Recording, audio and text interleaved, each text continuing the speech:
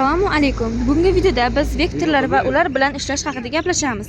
Bugungi rejamizda vektorning ta'rifi, uning matematik ko'rinishi, C++da qo'llanilishi va algoritmlar bilan ishlash usullarini ko'rib chiqamiz. Vektor bu bir xil turdagi elementlar ketma-ketlikni saqlovchi dinamik o'lchamli massivdir. Oddiy massivdan farqi shundaki, massiv o'lchami oldindan belgilangan bo'ladi. Vektor esa elementlar qo'shilganda o'z hajmini avtomatik ravishda kengaytiradi. Eng asosiysi, vektorning istalgan elementiga 0-1 vaqtda, ya'ni juda tez murojaat qilishi mumkin. Matematik ta'rifi va xotira. Matematik nuqtai nazardan vektor n elementlardan iborat to'plamdir va indekslar doim 0 dan boshlanadi. Xotirada elementlar xuddi massivdagi kabi ketma-ket joylashadi. Vektorning ikkita muhim xossasi bor: size joriy elementlar soni va kapasiti u uchun xotiradan ajratilgan umumiy joy.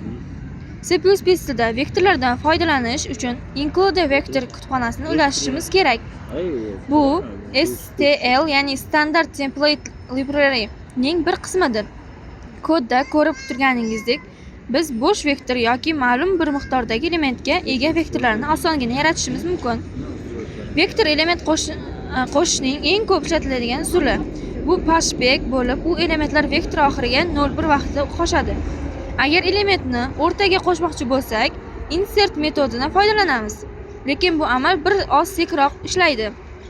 Elementlarga murojaat qilishda esa kvadrat qavslar yoki add metodidan foydalanish mumkin. Elementlarni o'chirish uchun popback oxirgi elementni olib tashlaydi. Erase esa ma'lum bir pozitsiyadagi elementni o'chiradi. Shuni yodda tutingki, o'rtadan element o'chirish xuddi qo'shish kabi katta hajmli ma'lumotlardan biroz sekinroq bo'lishi mumkin. Hammasini tozalash uchun sclair metodidan foydalanamiz. Vektorlar bilan ishlashda include algoritm kutubxonasi yordam beradi. Sort funksiyasi yordamida vektorni o'sish yoki kamayish tartibida saralash mumkin. Qidirish uchun esa find yoki binary search algoritmlari bor. Muhim eslatma: ikkilik qidirish ishlash uchun vektor oldindan saralangan bo'lishi shart. Vektorning asosiy afzalligi xotirani avtomatik boshqarishi va elementlarga tezkor kirishidir.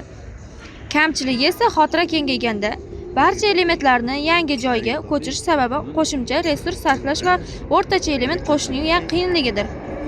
Vektorlar yordamidagi yig'indini hisoblash, maksimal elementni topish yoki filtrlash kabi amallarni bajarish juda oson.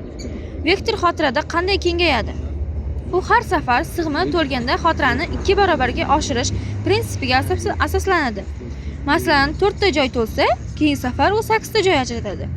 Xulosa qilib aytganda, vektor bu zamonaviy dasturlashda eng ko'p qo'llaniladigan, moslashuvchan va samarali ma'lumotlar tuzilmasidir. Bu algoritmlar bilan ishlashda juda katta qulayliklar yaratadi. E'tiboringiz uchun rahmat.